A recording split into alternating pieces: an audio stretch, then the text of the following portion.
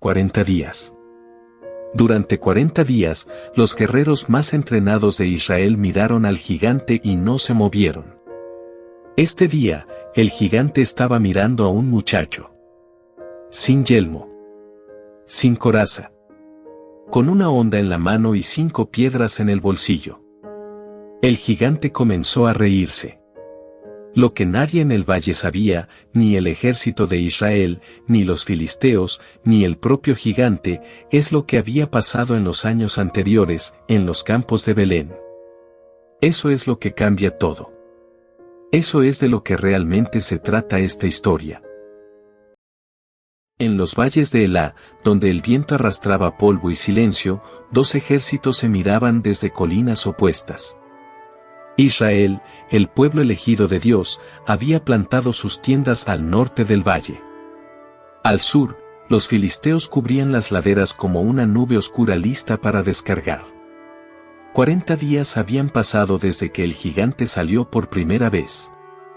40 días de amanecer con el mismo terror y de acostarse con la misma vergüenza. Los soldados de Israel escuchaban el bramido que cruzaba el valle antes de ver al hombre que lo lanzaba.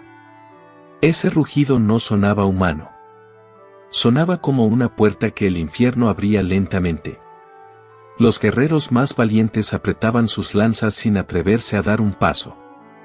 Habían nacido para la batalla, pero nadie nace preparado para enfrentar aquello que parece imposible de vencer. Y así, día tras día, el miedo ganaba terreno sin que una sola flecha fuera disparada. El enemigo más peligroso de Israel no llevaba armadura de bronce. Era el miedo que vivía dentro de sus propios corazones. Goliat de Gat medía cerca de 3 metros de altura. Cada mañana, cuando emergía del campamento filisteo, el suelo parecía temblar bajo su peso. Su yelmo era de bronce. Su coraza, compuesta de escamas de metal enlazadas, pesaba más de 50 kilos. Llevaba grebas de bronce en las piernas y una lanza cuya punta de hierro pesaba más de 6 kilos. Delante de él caminaba su escudero, cargando un escudo tan grande que habría bastado para proteger a 3 hombres. Goliat cruzaba el valle con pasos lentos y deliberados, sabiendo que cada pisada plantaba terror en los corazones del ejército contrario. Se detenía en el centro y lanzaba su desafío con una voz que reverberaba entre las colinas como un trueno. ¿Por qué han salido a presentar batalla? Escojan a un hombre que venga a pelear conmigo. Si él me vence, seremos sus siervos. Pero si yo lo venzo, ustedes serán nuestros siervos. Nadie respondía. El silencio de Israel era más elocuente que cualquier respuesta. Y Goliat sonreía, porque sabía que el miedo ya había ganado la mitad de la batalla. A pocos kilómetros del frente de batalla, en los suaves pastizales de Belén, un joven pastor cuidaba las ovejas de su padre Isaí. Se llamaba David. Era el menor de 8 hijos, de piel rojiza y ojos brillantes, con una mirada que reflejaba tanto la ternura como la determinación. Mientras sus hermanos mayores servían en el ejército del rey Saúl, David regresaba cada noche al campo. Pero en aquella soledad con sus ovejas, algo había crecido en el que ningún campo de entrenamiento podría haber cultivado, una fe inamovible en el Dios de Israel. No era una fe heredada ni aprendida de memoria. Era una fe probada.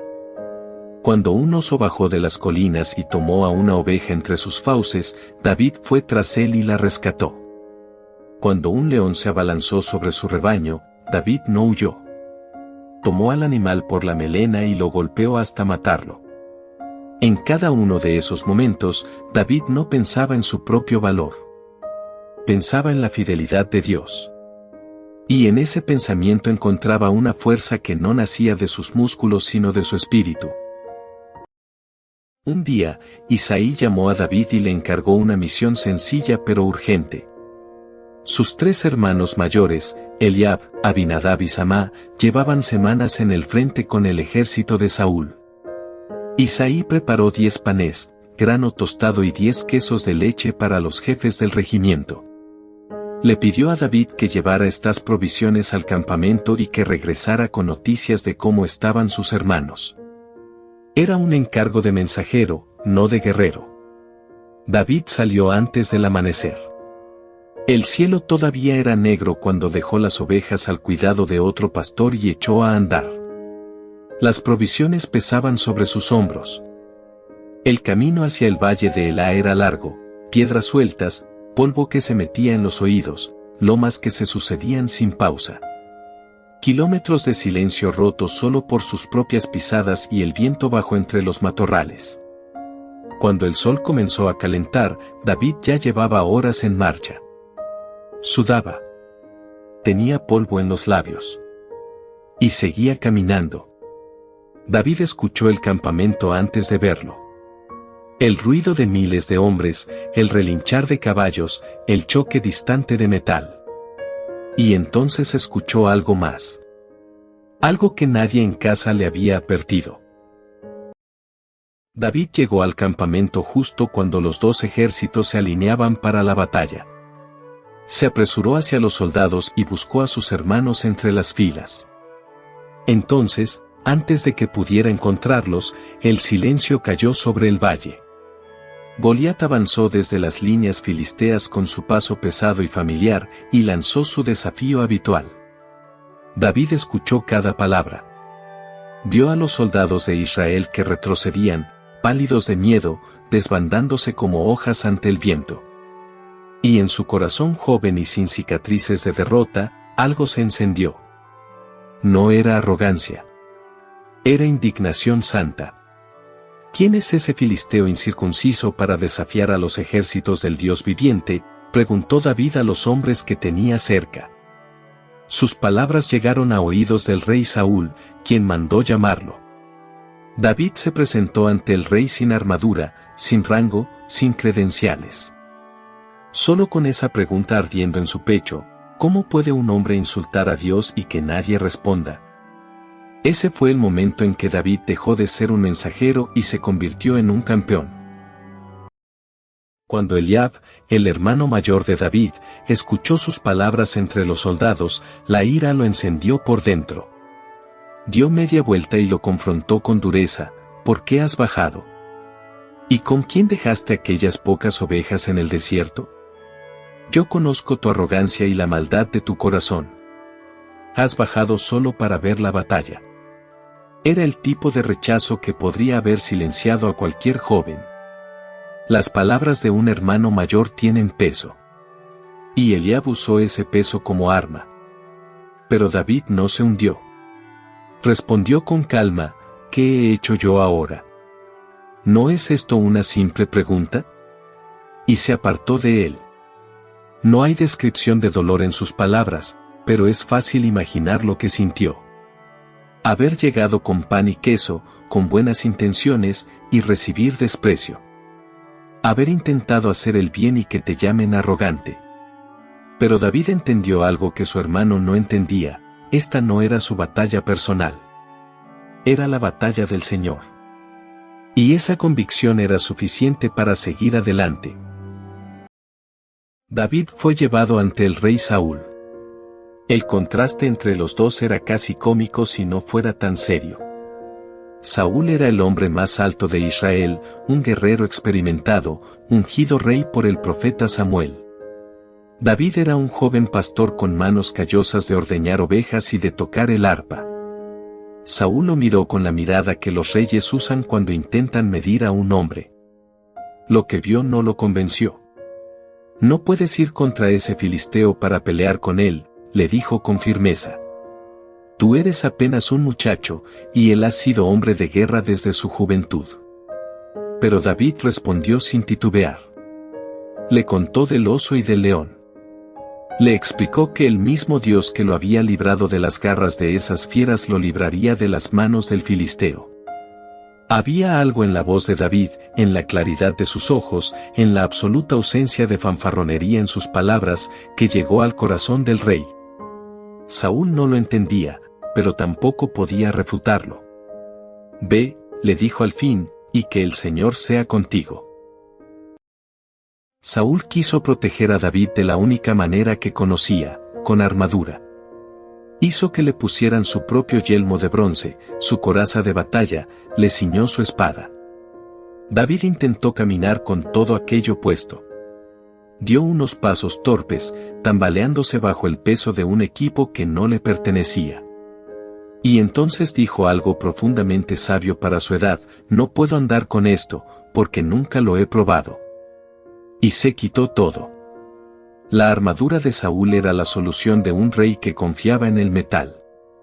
Pero David iba a ir al encuentro del gigante confiando en algo que no podía verse ni pesarse. En vez de espada, tomó su cayado de pastor. Fue al arroyo y escogió 5 piedras lisas. Las guardó en su bolsa de pastor. Y tomó su honda en la mano. Cuando los soldados lo vieron salir así hacia el valle, algunos debieron apartar la mirada. Era imposible mirar aquello sin sentir que estaban a punto de presenciar una tragedia. Pero David caminaba con una ligereza que ninguna armadura podría haberle dado. Goliat vio acercarse a David desde lejos y lo desdeñó. Cuando el mensajero de Israel se acercó lo suficiente como para que el gigante pudiera verlo bien, Goliat se indignó.